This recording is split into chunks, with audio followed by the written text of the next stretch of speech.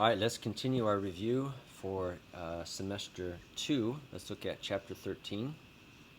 And you'll notice chapter 13 is all about looking at compounds in aqueous solutions. So if you remember, we just talked about concentrations in chapter 12. So now we're going to be looking at solutions, aqueous solutions specifically. Those are where the solvent is water. And as we do, we're going to look at compounds that are dissolved in there. Okay, we're going to be talking about, again, dissociation. Dissociation just means that you have an ionic compound like table salt, and it breaks apart. It dissociates. It breaks apart into its ions. Okay, solubility rules. This will be given to you, and it is just stating what compounds are soluble, and it groups it by, for example, maybe the metal, say anything that has sodium in it, anything that has magnesium in it, or it'll group it by the anion or the polyatomic anion, all sulfates, all carbonates, all phosphates. Okay, so those will be given to you. You just need to know how to refer to them. A precipitate just means that when you have a reaction and two ions get together and they form a compound that is no longer soluble, or maybe you've got too much of it in the solution, and so it forms a solid and will therefore precipitate to the bottom of the container. The net ionic equation is your chemical equation, but you've broken it into ions. The ionic compounds are broken into ions because it's in solution, and we cross out anything that is redundant on both sides to just come up with what remains. Spectator ions, those are the ones that are not involved in forming the precipitate. They're just on the reactant side and the product side, and they're just watching the show. Electrolytes, we mentioned that before from chapter 12. Electrolytes are basically ions that are formed once you dissolve a solid and ionic compound into water. Freezing point depression, that just means that you can lower the freezing point of something by adding a solute. So adding salt to water, salt water will dissolve at a lower temperature than just regular water. And boiling point elevation, same idea. If you add salt to water, it'll boil at a higher temperature than just regular water. These values will always be given to you. Okay? So let's look at a few of these problems. Again, I'm not going to do all of them. I'll just outline them for you. It says determine the freezing point of a solution, 60 grams of glucose dissolved in 80 grams of water. So to determine the freezing point of a solution, what you want to do is you take the change in temperature is going to equal a constant value, the constant of boiling or constant of freezing for that particular solvent, and you multiply by the molality of that solution. Molality, we use molality because molality is not affected by temperature change. So to do this, you'll notice it says the solution, and then they give you some values so that you can calculate the molality. And since this is in water, we're going to use this is for freezing, we're going to use the K sub F for water right there. Normally water would freeze at 0 degrees Celsius, but we're going to find out how much the change is as a result of adding this sugar to the water. So let's figure out what we have here. The change in temperature is, and I'm going to put in my K sub F value.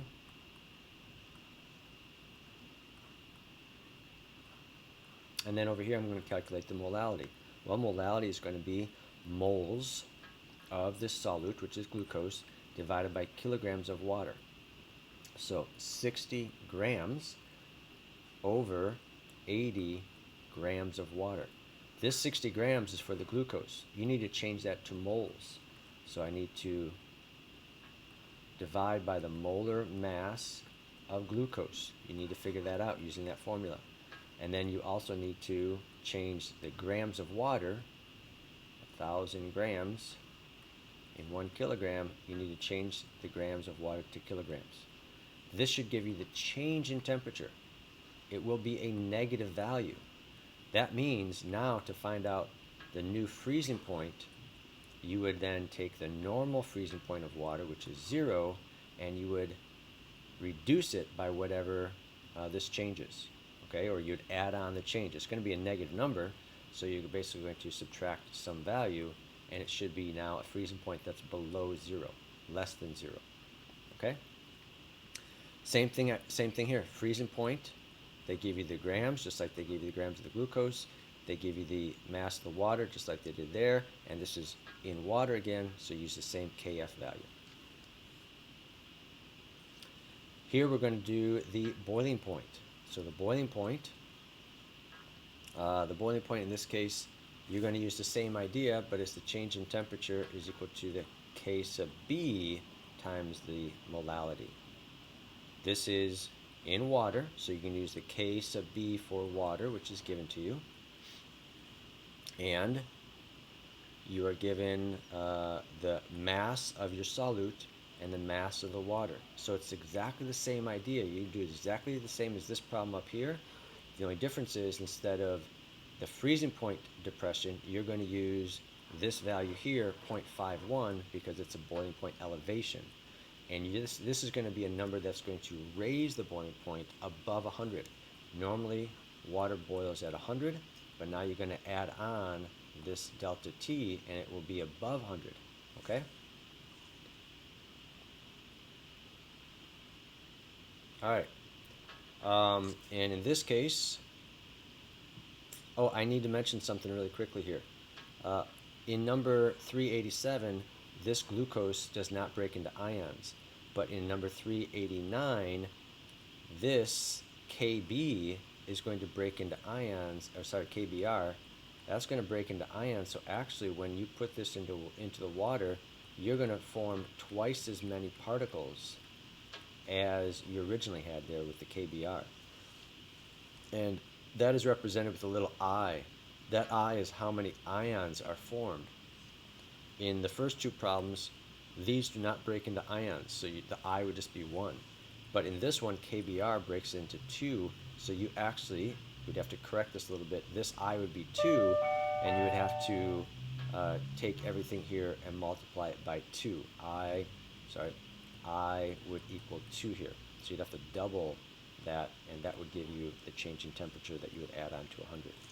That's going to happen down here as well. The boiling point, this time this CaCl2 is going to break into 3 ions.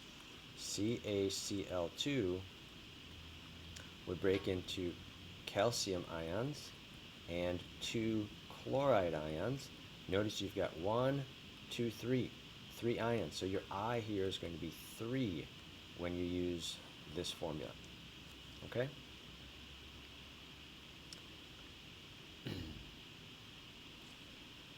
This problem here says the solution of that mass of an unknown non-electrolyte. Non-electrolyte means it does not form ions, so you don't have to worry about this little I value there.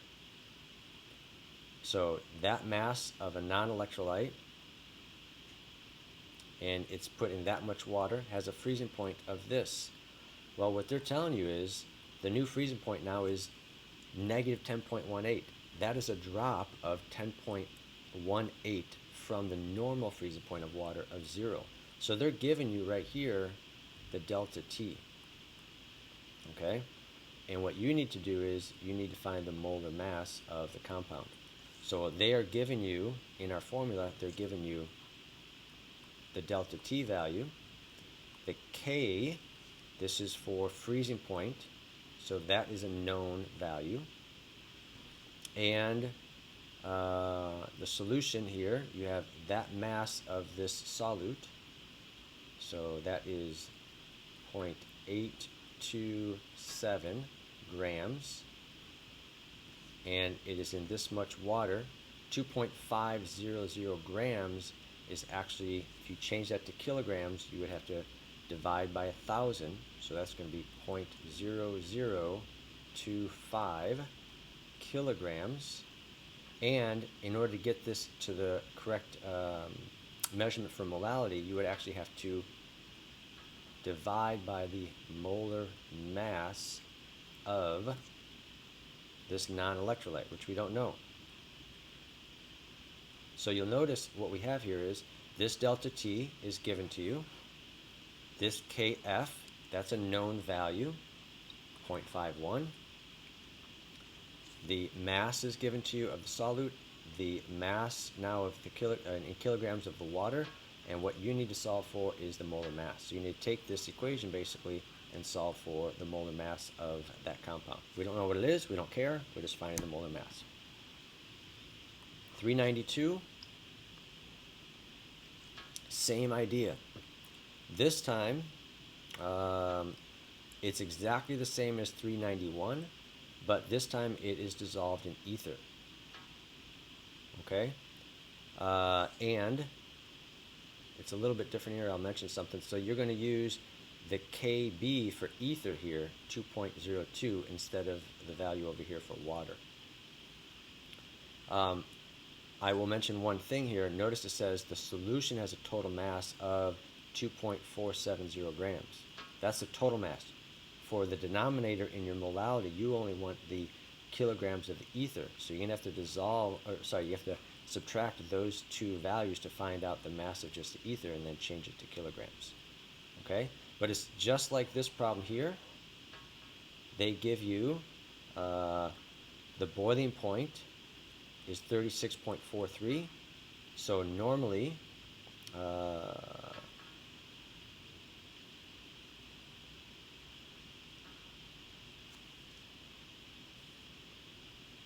the normal boiling point of ether is given to you is 34.64.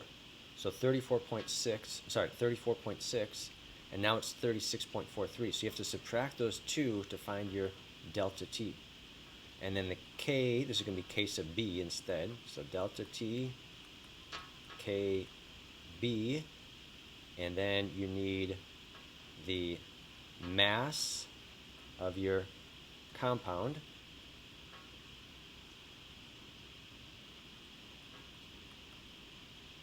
over the kilograms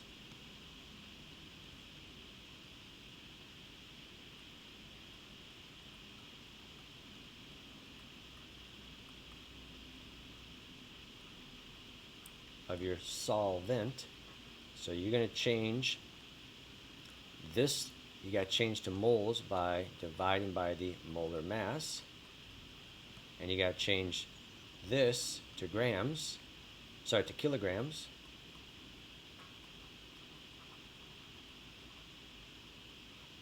That's 1,000 there.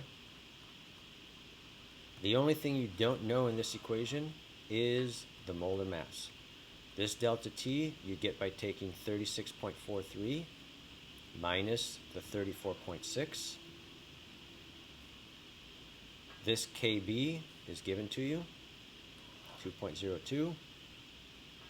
And this value down here is the mass of just the solvent. It is the total mass minus the mass of the solute. And we change it to kilograms. And this is the mass of just the solute.